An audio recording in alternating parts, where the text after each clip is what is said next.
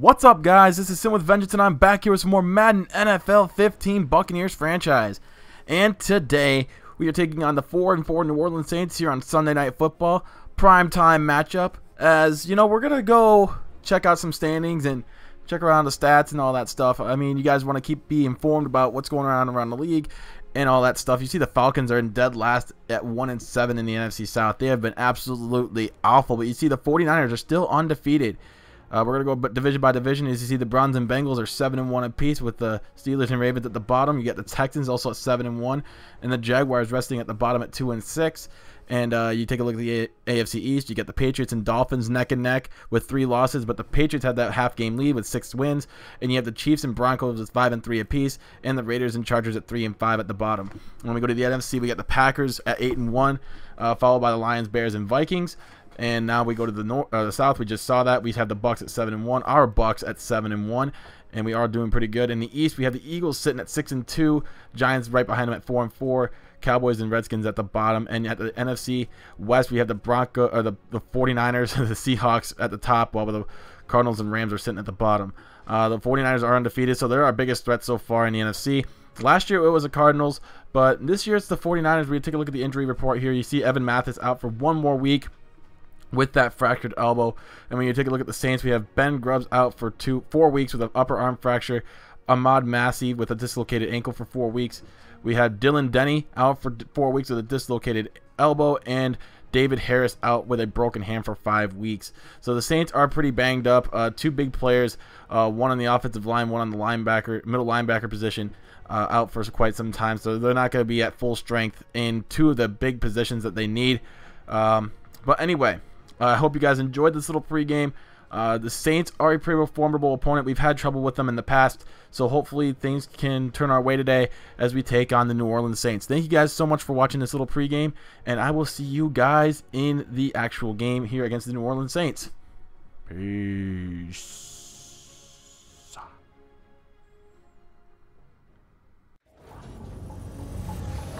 Hello, everyone. I'm Larry Ridley, and this is the NFL on EA Sports. Tonight's matchup features 2 quarterbacks who will be trying to lead their teams to victory. It's Glennon's Buccaneers going up against Breeze's Saints. Now let's head down to Jim Nantz and Phil Simms for this Week 10 matchup.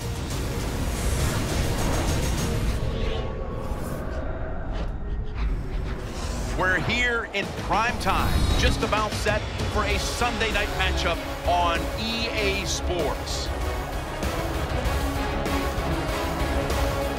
Hello, friends. Jim Nantz along with Phil Simms getting set for kickoff and a big primetime game headed your way. The lights are on. The excitement's building, Phil. It does, Jim. And when you play under the lights, the players, of course, are more emotional because they sit around all day just waiting for this game. But make sure your emotions don't get the best of you, and you go out there and play out of control and make a mistake that could cost your football team the game. And Thomas Morstead looks set now to kick it away.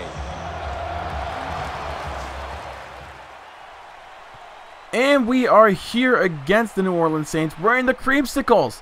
And I like wearing the creamsicles. I'm sorry for you guys who are expecting me to do a live commentary for this. I'm trying to push the rest of this series out before Madden 16. So I'm going to try and push this out for every other upload. I've been trying to focus more on the sports content, obviously. You see me uploading a lot more often. So now I'm going to try and push out the rest of this Madden series before Madden 16 comes out and we do the Miami Dolphins franchise. So you guys are obviously pretty excited for the Miami Dolphins franchise, as you guys have pretty much pointed that out in my comment section in that video. But we're going to finish this one out. Hopefully we win the Super Bowl. That's our main goal in every franchise, is to take our team to the top, build this team up from the ground up, and just win a Super Bowl. As you see, we're going over the middle to Peterson, and he gets down to the 23-yard line. Big pickup right there by the rookie receiver. But as far as this franchise goes, we're going to push out content for this just about every other day, I would like to think. Obviously, we're going to try and make this happen, but not everything is set in stone. I'm trying to push out as much content to you guys as possible so you guys can not miss a single bit of action, and so you guys aren't wondering, you know, where the hell this is at or where the hell that's at. But you see, we throw the interception in the end zone. That was intended for Mike Evans, but obviously the defender stepped right in front of that one. And here comes Drew Brees. He is one of the best passers in the NFL, quickest to 50,000 passing yards in the NFL history. So hopefully we can contain him today. Obviously, it's going to be a big, tall task, but I think my defense is up to it. So we see here Drew Brees drops back for his first pass of the game. He has time, lots of time, but he still throws a bad pass right to Jonathan Banks, and he breaks a tackle, and he's going to take this one to the house. Touchdown, Tampa Bay, off the pick six. And that's a good way to start it off right there. It's now 7-0 after Jonathan Banks, I would say he's our best defensive back. Like, I like Alteron Werner, I like Stephon Gilmore, I like Deshaun Goldston, but I really, really like Jonathan Banks. He makes plays. That's all we need him to do. He makes plays. And he's probably one of the biggest reasons why our defense is so successful. It wouldn't be as good without him. And Gerald McCoy and Deshaun Goldston as well. We have Alteron Werner also patrolling that secondary as well. But this time we do have a little bit of a mishap. As you see, we give up the touchdown right there. Gilmore and Deshaun Goldston do miss the tackle right there. And it's now 7-7 off that big pass to Brandon Cooks. And now it's 7-7 with just 47 seconds left here in the first. Here's Glennon, has time to throw, looks over the middle to Vincent Jackson, and he hasn't gotten much, notoriety around here in this season in the Bucs franchise. It's usually just been Safarian Jenkins, Doug Martin, of course, and the defense has been playing exceptionally well as usual. But off to Jackson again, and he gets another catch right there and gets another first down. Glennon 7 of 9, 84 yards in that interception earlier. Hopefully it doesn't come back to bite us. It didn't cost us, it looked like, earlier because we got the pick right back for the pick six. But point being, we don't want to have turnovers. You see Glennon completes another pass to Mike Evans. Glennon is completing 80% of his passes early on in this game. That's what we like to see out of him. Right now we're just trying to – we can't really establish the run like we want.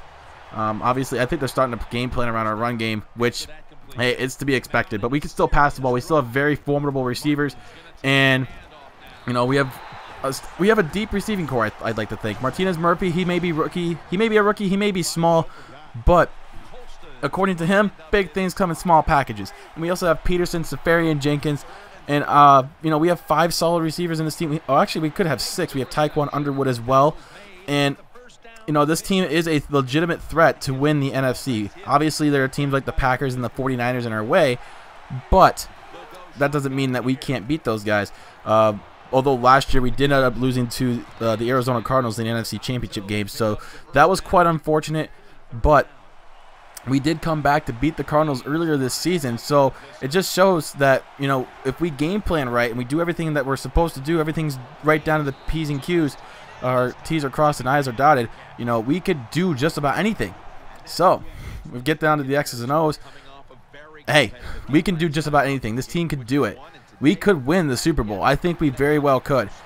But right now we're up 14-7, looking to go up 21-7. As you see, Safarian Jenkins comes up with that one. 3rd down and 6 here for the Buccaneers as Glenn is dropping back, looking underneath, and he gets Safarian Jenkins underneath.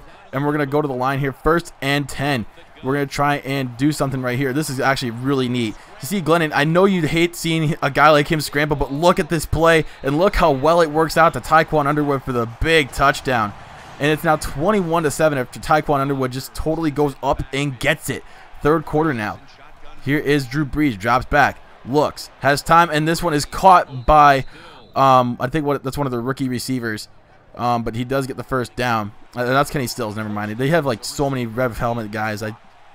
People move around all the time, but Kenny Stills obviously a big part of that offense. And later on, Drew Brees gets hit as he throws and it's intercepted by Deshaun Goldston. And Deshaun Goldston has room to run, and he is gone. Touchdown, Tampa Bay again. It's 28-7. 28-7 over the New Orleans Saints. I didn't see this coming. Neither did you, I bet, because the Saints have a high-octane offense, and they can put up points in a hurry, and we only have them limited to 7 points. Here's Jacquizz Rodgers on the screen pass, and he doesn't get much. He doesn't get the first down, so we're going to have to punt the ball again. And the Bucs just keep on moving the football. Now we're going to try and slow it down a little bit. We do have a nice-sized lead. Glennon looking, and that one's going to be dropped by the defender. That was almost intercepted. Mitchell almost came up with that one. That would have been bad for us. I mean, we have a good-sized lead, but we don't want to lose it. Our defense is good, though. We do have a very solid defense. As we come up with another stop right there, the defensive line is just getting to breeze all game long. And if you could put pressure on any quarterback, they will tend to struggle. It doesn't matter which quarterback they are. It doesn't matter if they're Tom Brady, you know, Dan Marino, Brett Favre, or even a scrambling quarterback that could just avoid that pressure like Cam Newton or Colin Kaepernick, or even back in the day, Michael Vick. You know, if you put pressure on a quarterback and they're forced to throw it, it's going to make them make mistakes. So it's simple as that. So now we're at a 3rd and 19 situation with under 5 to go here in the final quarter. Here's Glennon, drops back, looking deep, and this one's caught by Vincent Jackson. Go up and get it. So 1st and 10 on that play. So 2nd down and 1.